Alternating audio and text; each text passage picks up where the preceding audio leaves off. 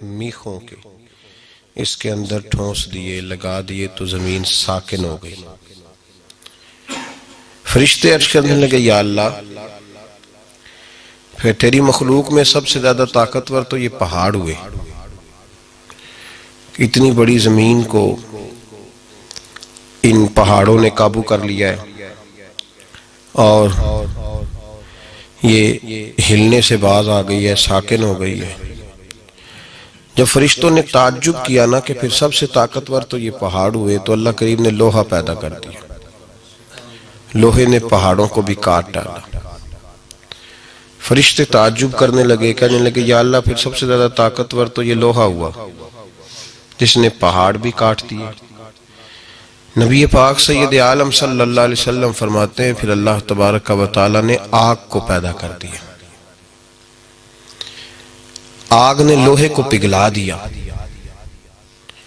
فرشتے پھر تعجب کرنے لگے کہ لگتا ہے آگ ہی سب سے زیادہ طاقتور چیز ہے، لوہے کو بھی پگھلا دیا۔ رب تبارک و تعالی نے پانی پیدا کر دیا، اس نے آگ بھی ٹھنڈی کر دی۔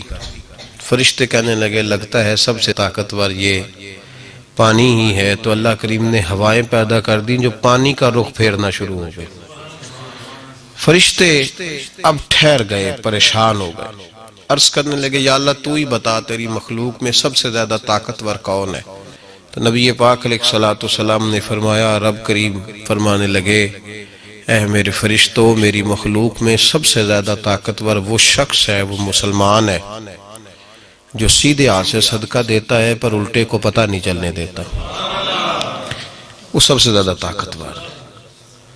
طاقتور بننے والا۔ اگر کوئی آدمی ارادہ کرے نا کہ میں طاقتور بنوں تو وہ اپنی نیکیاں چھپانی شروع کرے، وہ اگر بھلائی کے کام کرے تو ان پہ پردہ ڈالنا شروع کرے، وہ سب سے زیادہ طاقتور بن جائے گا۔ اور سب سے زیادہ کمزور کون شخص ہوگا؟ جو نیکی کرے اور اس کو ظاہر کرتے، جو کسی کے حق میں کوئی خیر کا فیصلہ کرے پھر وہ بتاتا پھرے، پھر وہ سناتا پھرے۔ طاقتور بننے کے لیے نسخہ جو نبی پاک علیہ السلام نے فرمایا، سب کی خواہش ہوتی ہے نا لوگوں کی ہم طاقتور بن جائیں، ہم ایسے لوگ بن جائیں جن کی کوئی مثال نہ ہو، جنہیں کوئی گرا نہ سکے۔ تو محبوب علیہ السلام نے فرمایا مخلص بن جاؤ، طاقتور بن جاؤ گے، ریاکار بنو گے تو کمزور رہ جاؤ گے۔ تصنع جو ہے نا، بناوٹ، ریاکاری، جلدی سے جلدی نیکی کر کے اس کو ظاہر کرنا۔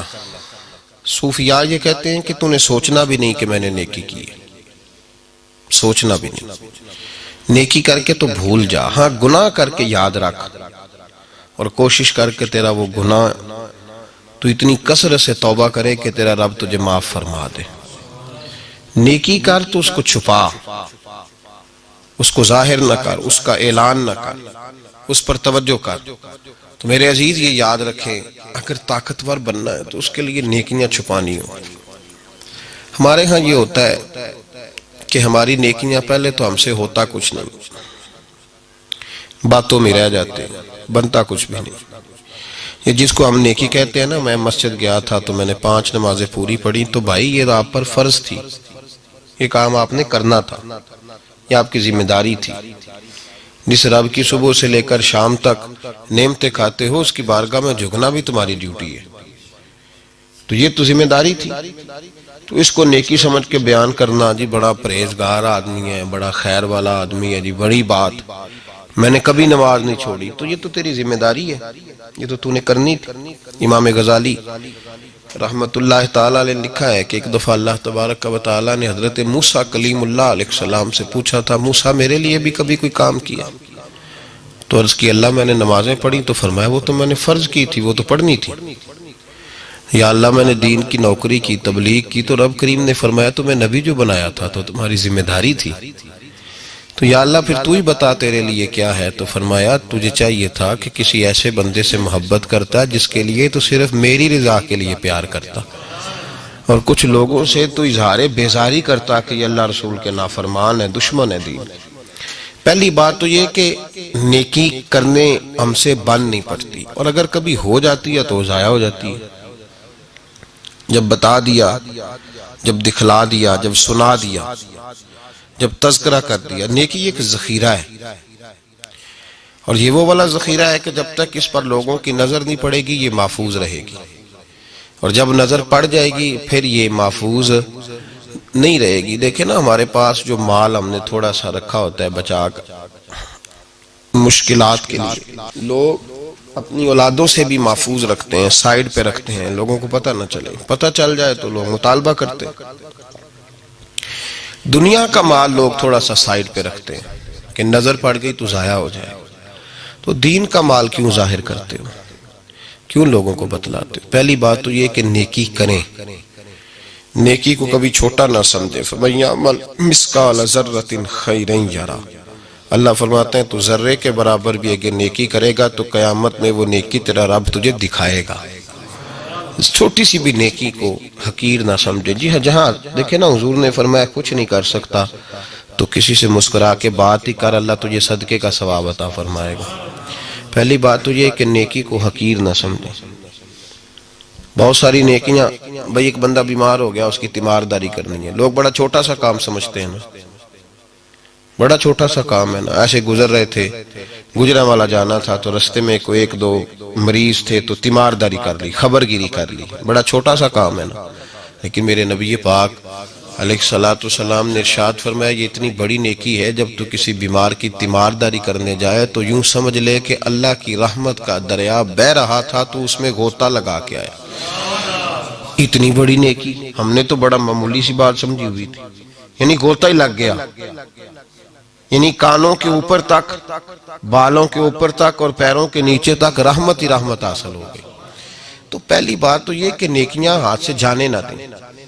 جس حد تک صحابہ لالچی تھے، اولیاء اللہ لالچی تھے، کس بات کے؟ نیکیوں کے، نیکیوں کے لالچی تھے، کوئی نیکی جانے نہیں دیتے تھے، کہتے تھے کوئی خیر کا کام میرے ہاتھ سے رہ نہ جائے۔ نبی پاک علیہ الصلوۃ والسلام نے ارشاد فرمایا جب تو جنازہ پڑھنے جاتا ہے تو اگر تو جنازہ پڑھ کے آ جائے تو تجھے 1 قرات اجر ملے گا، اور اگر تو دفن میں بھی شریک ہو تو اللہ 2 قرات اجر عطا کرے گا۔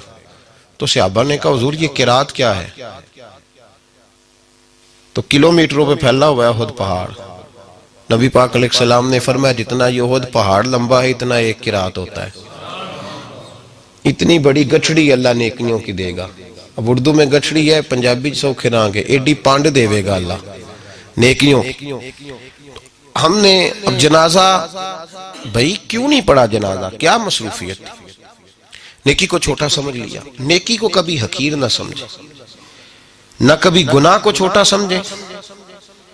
اعلیٰ حضرت فاضل بریلوی رحمت اللہ تعالیٰ علیہ سے کسی نے کہا حضور صغیرہ اور کبیرہ گناہ کیا ہوتا ہے؟ فرمانے لگے گناہ تو گناہ ہی ہوتا ہے۔ چلیں شریعت نے اس کے 2 درجے بیان کر دیے، لیکن فرمایا یہ نہ سمجھو کہ گناہ ہو رہا ہے، یہ سمجھو نافرمانی کس کی ہو رہی ہے۔ جس کی نافرمانی ہو رہی ہے وہ بہت بڑا ہے۔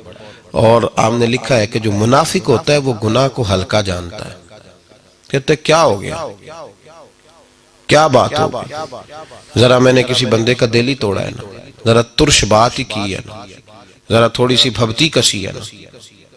اور اگر مومن ناراض ہو گیا، نہ نیکی کو چھوٹا جانو اور نہ گناہ کو۔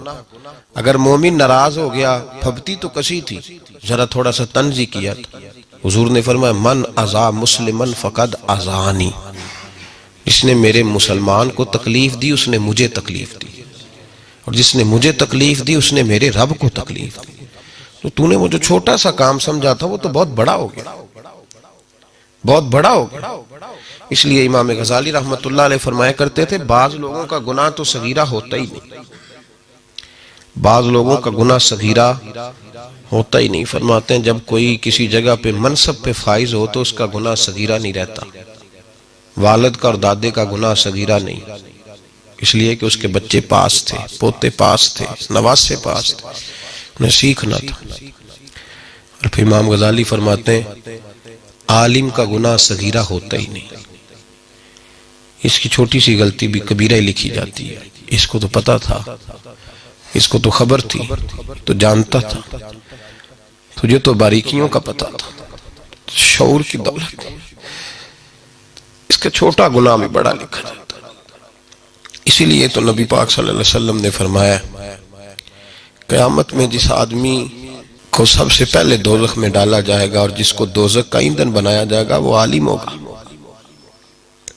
اسے ایندھن بنا، جانتا تھا، پتا تھا اتنے سینے چھوڑ کے تیرے سینے میں دین کا علم دیا، تو نے خبر ہی نہیں کی، تو نے توجہ ہی نہیں کی، انہیں توجہ ہی نہیں کی کہ تجھے اللہ نے شعور دیا۔ چھوٹی چھوٹی غلطیاں کیوں کی؟ تیری ذمہ داری زیادہ تھی۔ پھر اعلیٰ حضرت فرماتے ہیں مفت پالا تھا، کبھی کام کی عادت نہ پڑی، اب عمل پوچھتے ہیں، ہائے نکمہ تیرا، اور پھر عرض کرتے ہیں رضا سے تو کیا حساب لے گا؟ رضا بھی کسی حساب میں۔ پہلی بات یہ ہے کہ نیکی کو حقیر نہیں سمجھیں، نیکی کو نیکی سمجھیں، چھوٹی نہ جانیں۔ اسلام نے نیکی کو اتنی وسعت دے دی کہ فرمایا تو کسی بوڑھے کو اگر سڑک بھی پار کرا دے گا تو اللہ تجھے پھر بھی صدقے کا ثواب عطا فرمائے گا۔ نیکی کو نیکی سمجھ کے کریں، پھر نیکی کو چھپائیں، اس کو ظاہر نہیں کریں، اس کو چھپائیں۔ جب نیکی ظاہر ہو جاتی ہے نا تو پھر وہ نبی پاک علیہ السلام نے فرمایا بہت بڑے بڑے نیکوکار اس کی بارگاہ میں آئیں گے۔ نیکوکار بڑے بڑے جن کے جلسے ہوئے، جن کی بڑی شہرتیں ہوئی، لوگوں نے انہیں بڑا کچھ سمجھا اور بڑے ان کے تذکرے ہوئے، اور وہ بھی ذکر کرتے رہے کہ فلاں بھی ملا تھا میری تعریف کر رہا تھا، فلاں بھی ملا تھا۔